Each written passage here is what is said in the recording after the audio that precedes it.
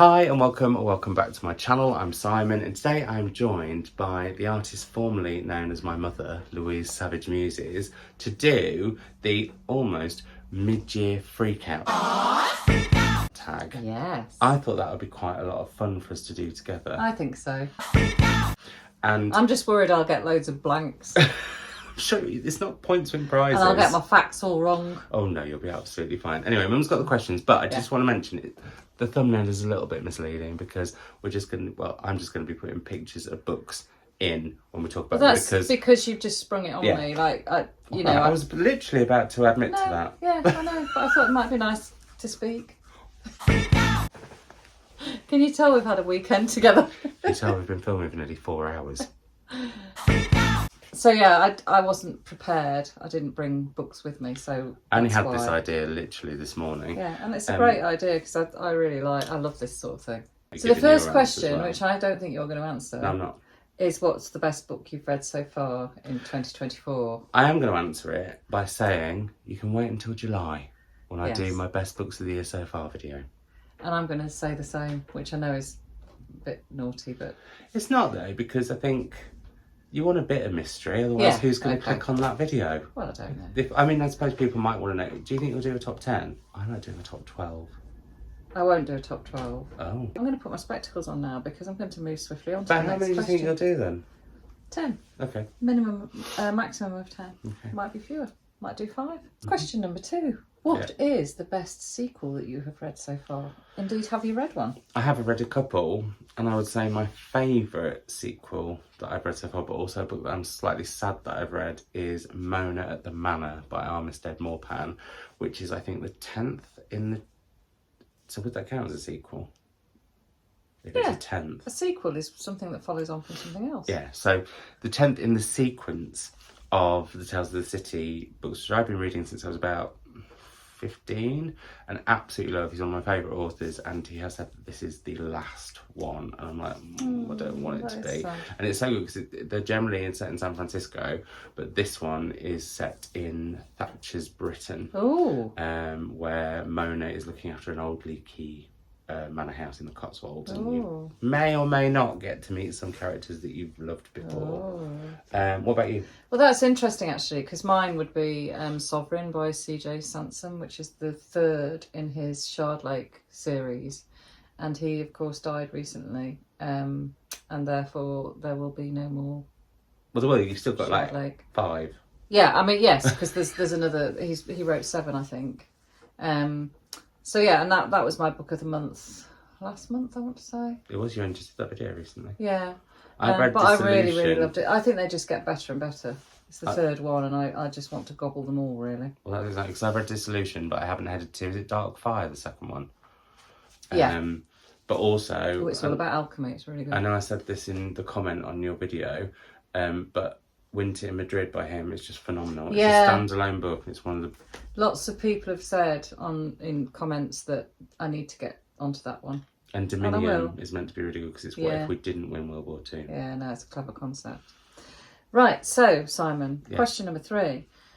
What's a new release that you haven't read yet but want to? Oh, gosh, there's loads. I'm just looking now. I'm really keen to read Martyr. Who's that by? It's by Kaveh Akbar, who is a poet, and this is his debut novel, and I tend to really like novels by poets. Right. So I guess that's probably quite high up there, although non-fiction wise actually, Sociopath by Patrick Gagne, I think is how you say her name, and she is a diagnosed sociopath, and she writes about what her thought process and all sorts. That's interesting. And one of my friends, Julie, she known as BookTube on Instagram, she said it's it's a book where she's never felt so manipulated, and that intrigues me. What about you? Well, I haven't read Clear yet. Is that out? Yeah, that's out. By Caris Davis. Or Stoneyard Devotional. Or Stoneyard Devotional by Charlotte Wood, and both of those are out, and I will be heading to those very, very soon because they've been itching at me. And Catherine Chidgey's book, The Axeman's Carnival, which is also out, I think. I think it's out over here, isn't it? Yes, it is, because she just was over here touring with it. I really can't wait for you to read Clear or Stone Yard Devotion because I really want to talk to you about them. Yeah, no, I think do you that'll think be a you'll good read conversation. Christos Tsiolkas' new one quite soon? I think I will, because Simon Filthy, interviewed I'm him really the other worried night, about it. and we went for dinner with him afterwards. What an amazing man! He's He's just lovely. utterly lovely. Because I thought, because his novels are quite edgy, aren't they? And I thought he might be quite an edgy person, but he's just the most gentle, Warm. thoughtful, interesting man. Real delight. Yeah. So what's your most anticipated release for the second half of the year? Well, Leaf Shafak's one of mine. I'd say the new Tracy Chevalier, I think. What's the Leaf Shafak's called? Something to do with the river, isn't it? Rivers in the Sky. That's it. And then Tracy Chevalier's got the glassmaker. Jessie Burton, I think, has got a new book. I think I'm trying to think if there's anyone else. I'm just looking at my shelves now for what's coming out. I think, there are Rivers in the Sky. I can see a leaf just there. It's such a wonderful title, that messes with my head. The next Kate Atkinson Brodie book. Oh, yes. I mean, that I can't wait for that. Yeah. I'm really excited for that. What's been your biggest disappointment? Oh, that's easy. Oh Caledonia by Elspeth Barker. It's got the most incredible gothic cover that I ordered from America, so I paid a silly amount of money for that. And I wanted to read it because Ali Smith had quoted it and said it was amazing. Maggie O'Farrell had said the same. And they said Maggie Smith. Maggie O'Farrell had said the same. And so I was really excited. And it starts off with, that this girl is dead at the bottom of these stairs in this big manor house. So you then go back to her childhood. And I just was utterly bored by it. Oh no, that's real shame. Really bored. I didn't feel like it was an exciting coming of age story. I thought that the author was really mean to her main character to the point where I was like, I don't want to read this anymore. Oh no. I still finished it, but I was really disappointed. What about you? Well, this is really boring because I don't really think I've had one. I haven't had a book that I've started reading and thought, oh. Have you not had anything that you've been a bit like, I was looking forward to that, but it wasn't great? I haven't DNF'd anything. I haven't. Yeah, no, I really can't think of anything. I did actually, look briefly through my story graph before we made this, and there's nothing on there that's leaping out at me. I did have quite a few. Sure, I will. I know there will be things that I start and don't finish, but it hasn't happened yet. She started, so she'll finish. Well, you see, I'm being much tougher with DNFs now. Not tougher. I'm being more open to DNF than I used to be. What's been your biggest surprise? I'm going to say Glorious Exploits by Ferdia Lennon. Oh, what a wonderful book. Because I thought I might like it, and then I wasn't sure, and then I started it and I thought, I'm not sure, and then once I got into it, and then I think, and this is a very privileged thing to be able to say, I'm aware, because we went to the quarry in which it is set, I found, because I'd read about what happened there, so haunting. That really surprised me, because when I was reading, it's quite a funny book about really horrific things. Yeah, it is funny. Ooh. And so that would be my biggest surprise, I think. That would be one of mine. And also, I think I read Thin Air by Michelle Paver very early on, and I'm not a massive fan of ghost stories, and I'd read a previous one of hers which I'd really liked, but Thin Air absolutely blew me away. It's about an expedition to conquer one of the highest mountains in the Himalayas, and I just couldn't put it down. I feel like I've been there, if you know what I mean. Oh wow. It was really compelling, and that was partly to do with the characterisation. I felt like I'd met people I wouldn't normally meet, if in a different, adventurers.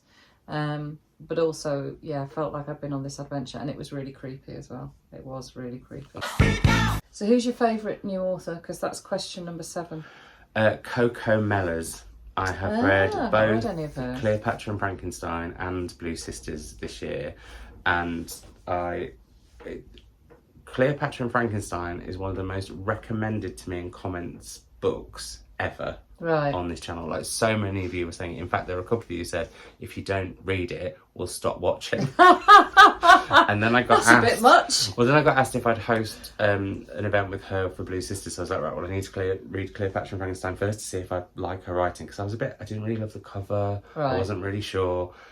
It is the way she writes about this couple who get married very quickly. They're very different, but also how she spirals out around characters around them so that you see them in different lights is amazing. And then Blue Sisters, which is about 4 sisters, one of whom has died, and it's the anniversary of her death.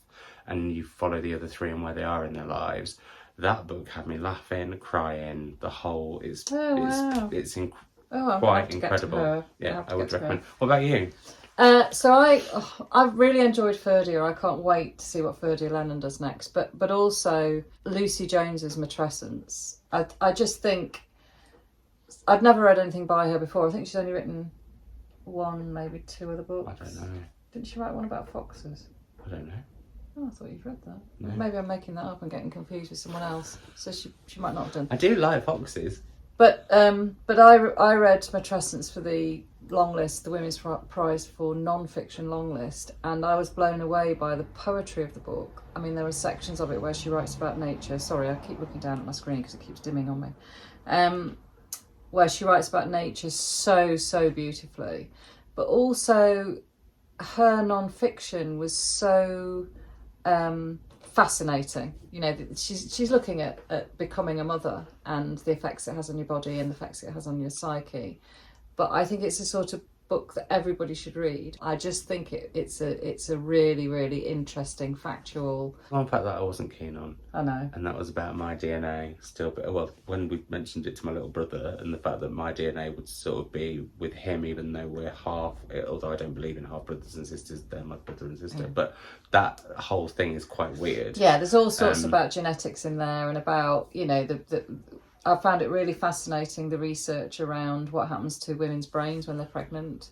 It busts a lot of myths, this idea about women being scatty, when they've just had a baby and all that kind of thing. All the medical evidence seems to be pointing to quite the contrary. She also writes about her own personal experience, so it's part memoir as well.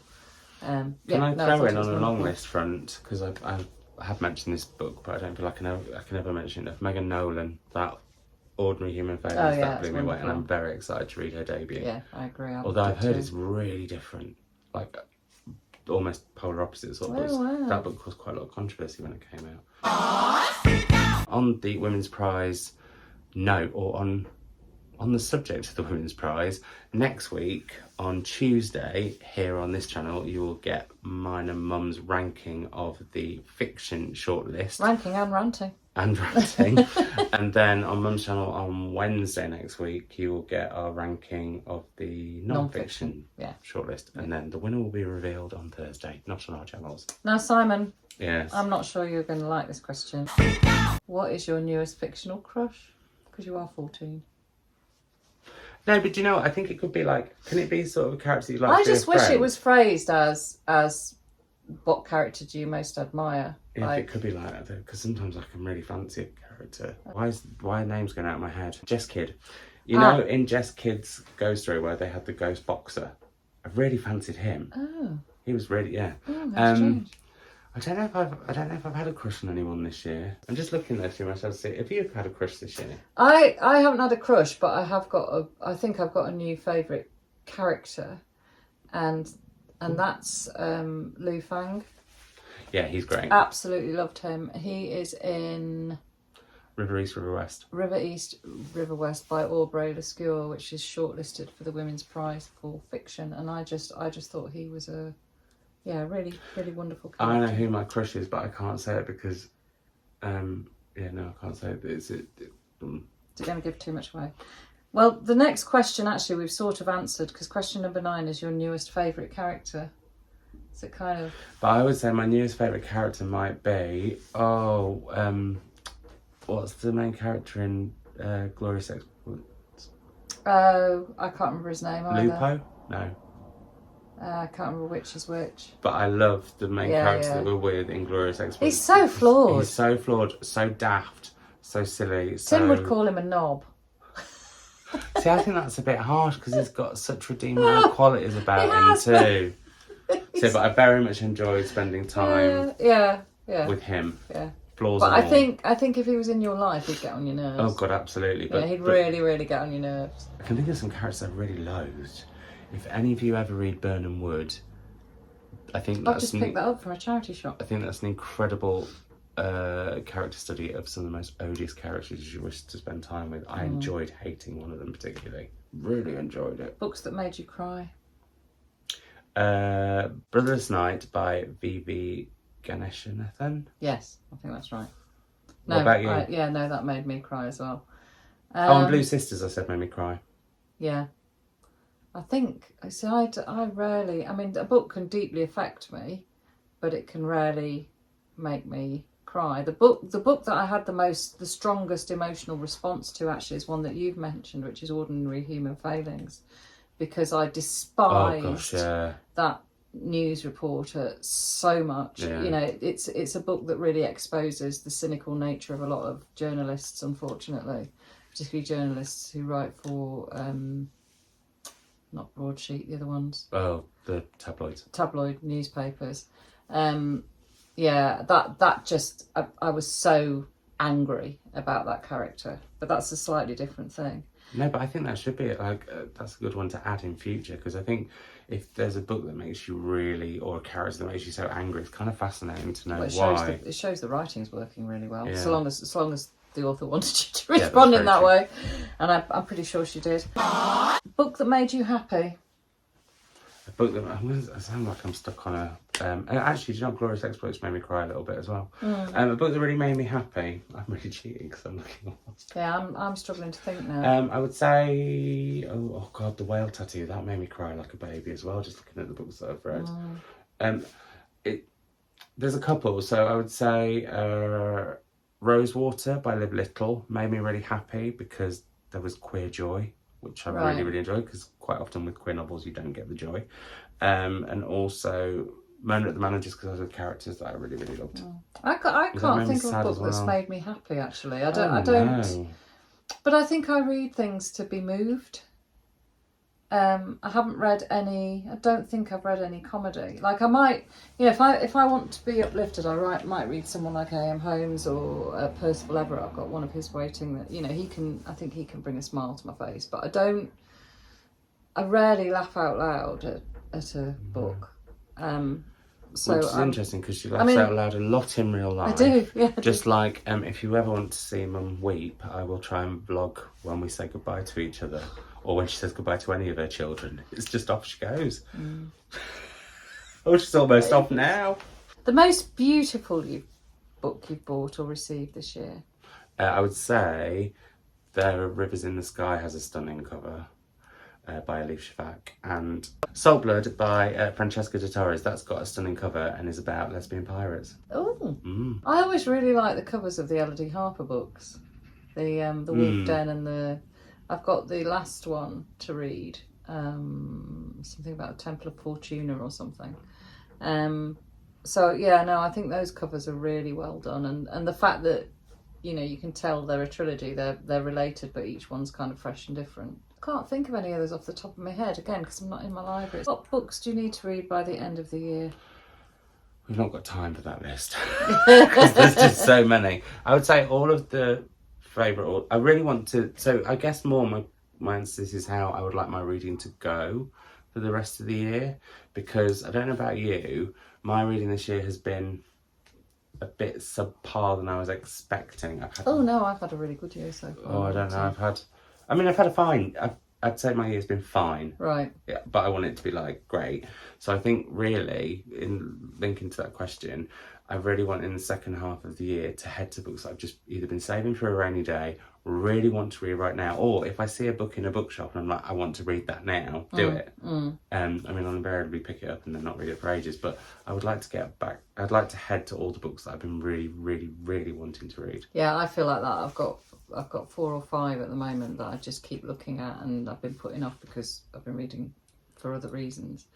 But I also feel like, having enjoyed the non-fiction long list so much, I feel like I want to push myself to, I just naturally gravitate towards fiction, and I think that needs to stop, frankly.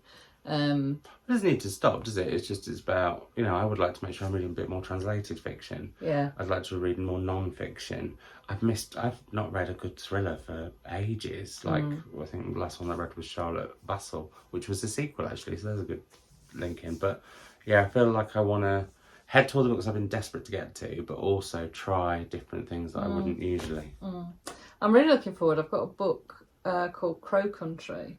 So because where I live, there is this massive murder of crows that live literally at the bottom of the garden, and every evening, I mean, we've lived there for 17 years, And I think if they weren't there, I wouldn't be able to cope with the silence. But they are so noisy, and we're so aware of them during the day, but particularly just before, on the run up to dusk.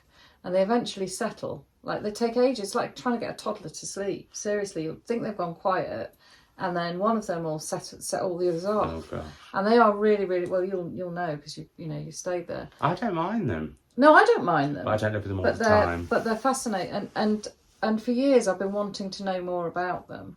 And it was Mike Parker, actually, who recommended Crow Country to me. And I know that's sat there looking at me every time I go in the library. Yeah.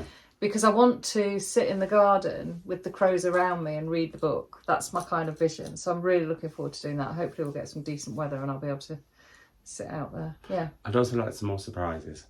Yeah. I'd like to have Always. just some books that I pick up and I think I might like, but then just blow me away and I'm like, oh. Well, thank you, Mum, for joining me for that. No, it's been a pleasure. I really enjoyed it. I love reflecting on what I've read. Yeah, and I'm very glad that you've had a good reading year. Mine's been fine, but I need to get it to really good. In fact, actually, one of the things I'm really looking forward to is, and you guys can help me with this, is I will be interviewing Akweke Emeze very soon about their latest book, Little Rot. They're one of my absolute favourite authors. Yeah, wonderful. Everything they write is so different. I've heard Little Rot is quite spicy. If you've got any questions that you would like me to ask them, leave those in the comments down below. In fact, I'm going to ask you to find a question for them later. Ooh, okay. And I will make sure that I include that. But that'll be here on the channel in due course. But thank you, the artist formerly known as my mother. Stop it. We'll be back next week on our separate channels, yet together, talking about the Women's Prize for Non-Fiction and Fiction. So in honour of my mother, I'm going to say goodbye from me. Goodbye from me. Bye. We got it right that time. We did, finally.